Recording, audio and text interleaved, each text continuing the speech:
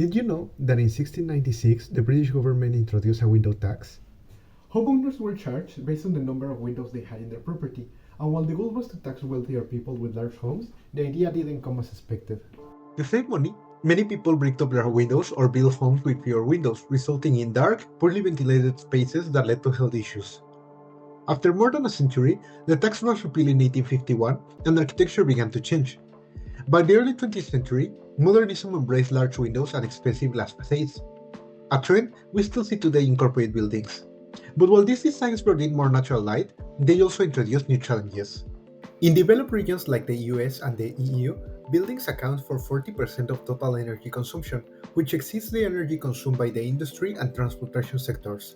And up to 50% of that energy is spent only on regulating indoor temperatures. This isn't just expensive, it's inefficient and not sustainable. Now, what if I told you that the very thing that causes these problems, windows, can also be part of the solution?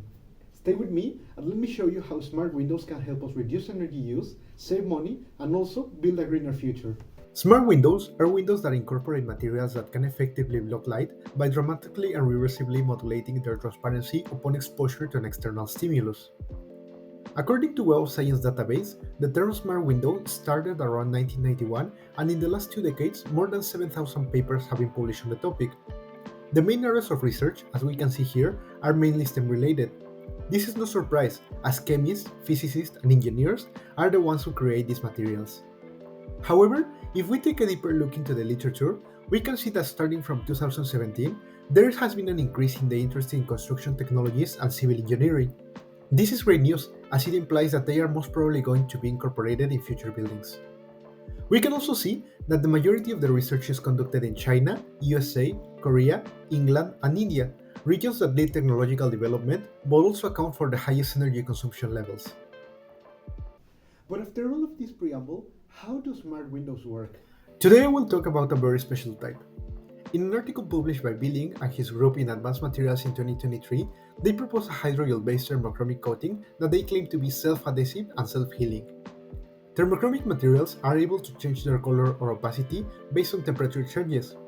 A great advantage is that they can be triggered by solar heating and do not require additional intervention or energy consumption.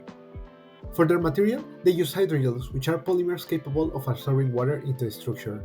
Thermochromic hydrogels are characterized by their low cloud point temperature.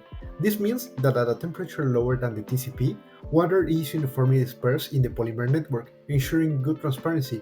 But as the temperature increases, interaction between polymers and water molecules weaken, leading to phase separation that results in opacity.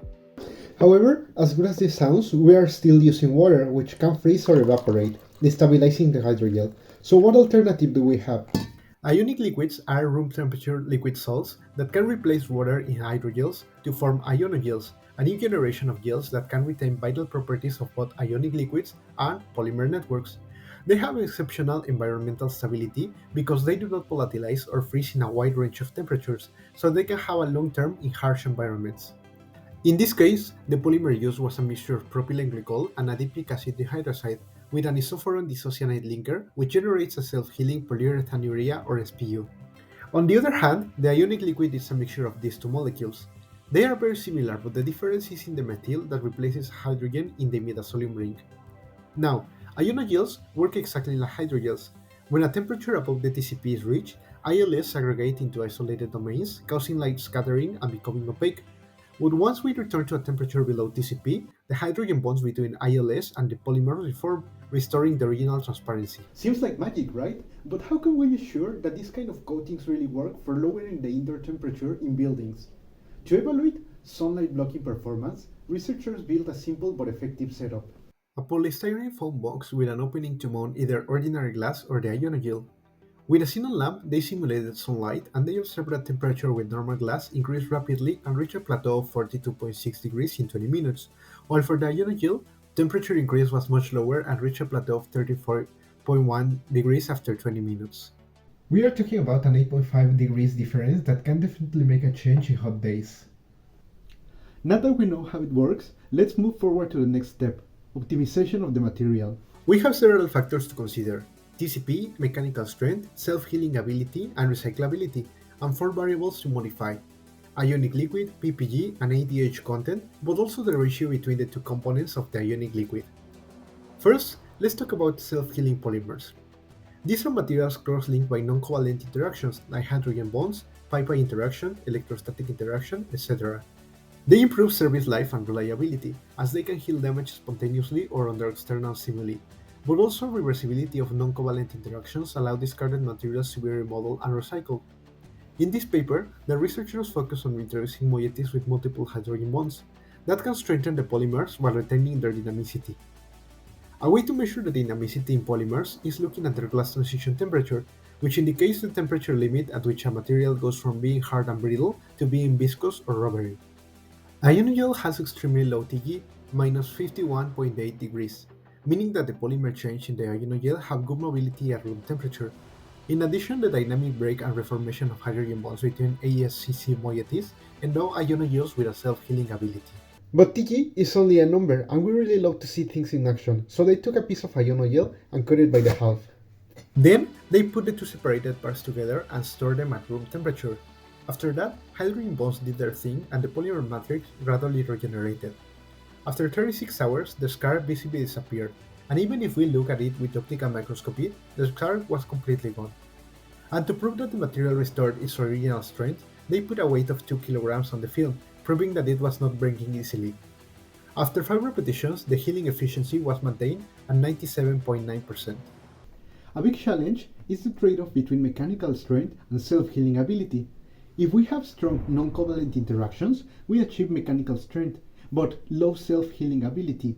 And on the other hand, if we have weak non-covalent interactions, we achieve efficient self-healing but soft yields. Mechanical strength is vital for smart windows as it ensures the integrity of the ionogel during production, transportation, installation, and long-term use.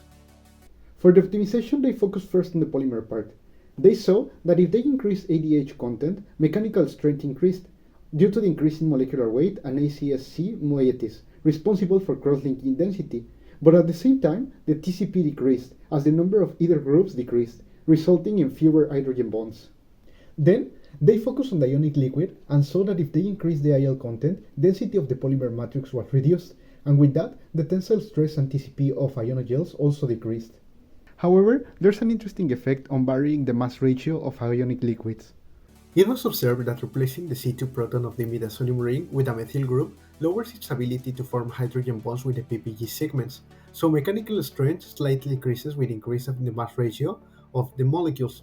Also, modifying the IL composition can influence TCP to a greater range, which makes it more suitable for on-demand tuning of TCP.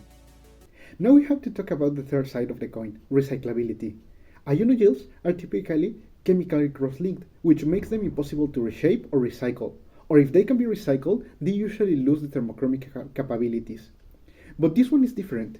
It can be fully recycled at room temperature without losing its features due to reversibility of hydrogen bonds. This is demonstrated by cutting a piece of ionogel into small pieces and reprocessing it into an intact piece by pressing at 2 megapascals for 4 hours. The recovered ionogel has the same mechanical strength and thermochromic performance as the pristine sample. These yields are a promising tool for the creation of next-generation sustainable materials, but not only for scientific advance, also for everyday life.